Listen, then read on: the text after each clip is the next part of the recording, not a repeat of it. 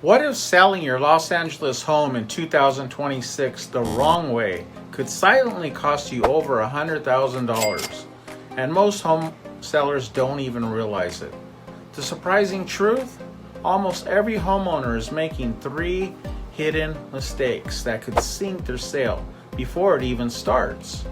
The last mistake may cost your home to experience almost no buyers.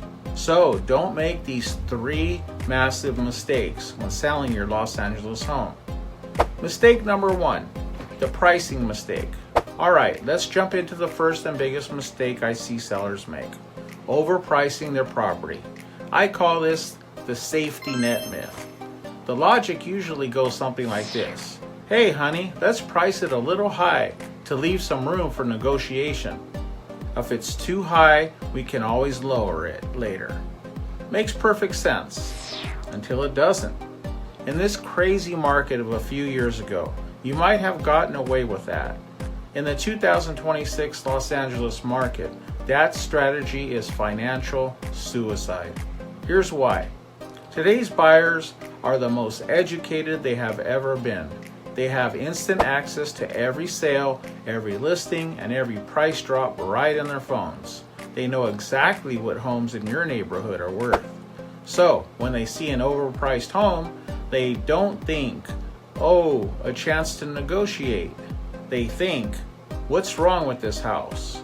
Or, this seller is totally unrealistic, and they don't even bother booking a showing.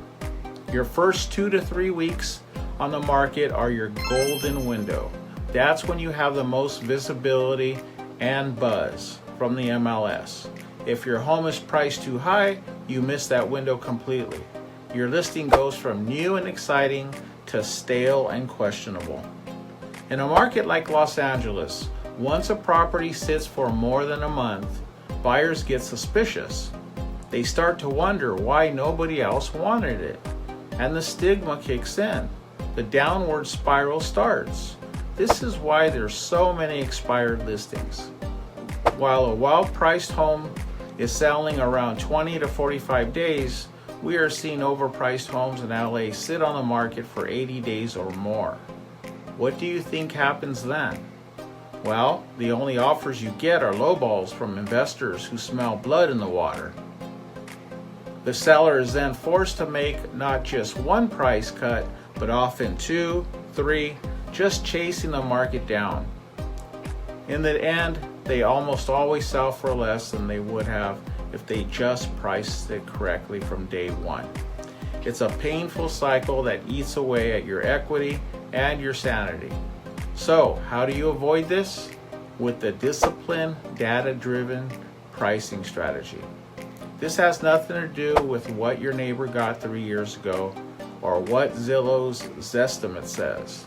It has everything to do with the hyper-local, up-to-the-minute analysis of what truly comparable homes in your specific micro-market have sold for in the last 30 days. A great agent will show you not just what sold, but how these homes were presented and how long they took to sell. The goal is to price your home 1% below the last comp to create urgency and attract multiple qualified buyers. When you do that, you'll probably create competition. Instead of negotiating from a fantasy price, you have buyers bidding each other up to a price that reflects true demand. Don't be afraid. The market always balances itself out. That's how you get top dollar in 2026. You don't get it by testing the market. You get it by respecting the market. Mistake number 2, the staging and presentation mistake. The second huge mistake is neglecting the presentation. So many sellers try to sell their house when they should be selling a home. Think about it. You lived in your space for years. It's filled with your family photos, your kids' art projects, and bulky furniture that fits your life. To you, that's love. To a buyer, it's a distraction. They see your life, not theirs. They see a project, not a turnkey property. And in 2026 market, buyers want a move-in ready house. Put yourself in the buyer's shoes for a second. When you're scrolling through listings online, what makes you instantly click away? Is it the clutter, the dark dreary photos, the super personal decor? Let me know in the comments below. Buyers form an opinion about your home in the first 10 seconds. Often that decision is made from their car before they even step out. If the lawn is a mess or the paint is peeling, you might have already lost it. That's curb appeal. And in an image-obsessed city like Los Angeles, first impressions are everything. Inside is even more important. An empty home can feel cold and small. A cluttered live-in home feels cramped and makes it impossible for buyers to connect emotionally. Industry research consistently shows that poorly presented homes sell for less, and they definitely sit on the market longer. On $1 million LA home, that's a massive mistake. The solution is to start thinking like an investor. Your home is no longer your private space. It's a product for sale. The best products are always marketed to create an emotional response. This is where professional staging becomes one of the highest return on investments you can make. Staging isn't about hiding flaws. It's about showcasing possibilities.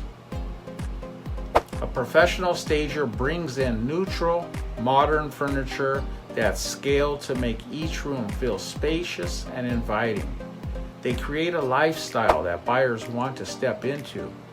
The cost for staging in Southern California can range from a few thousand to over $10,000, but the return is almost always worth it.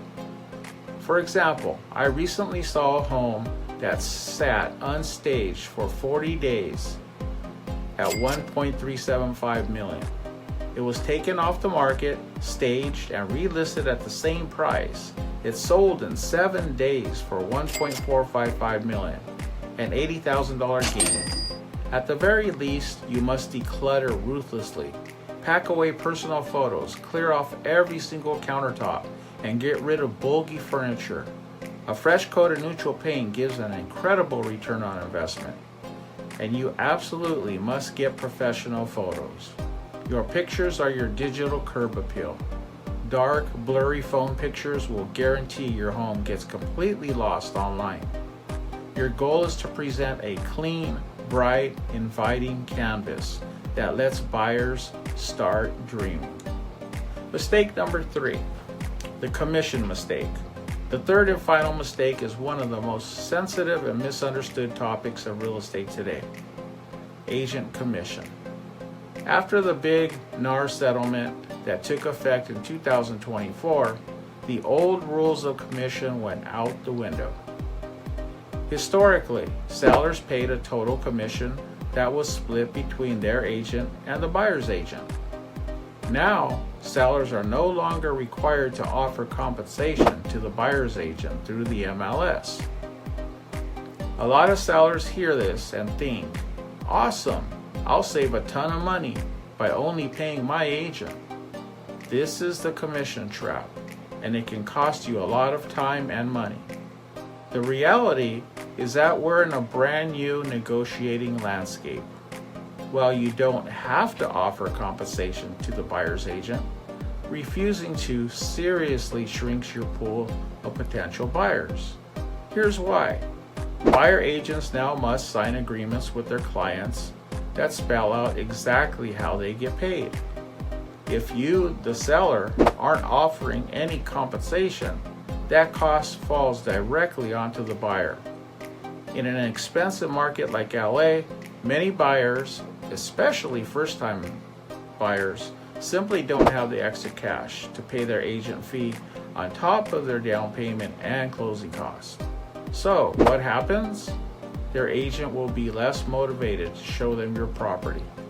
They'll naturally be drawn to listings where the seller is offering something. In a market with rising inventory, why would a buyer and their agent choose the path with the most friction?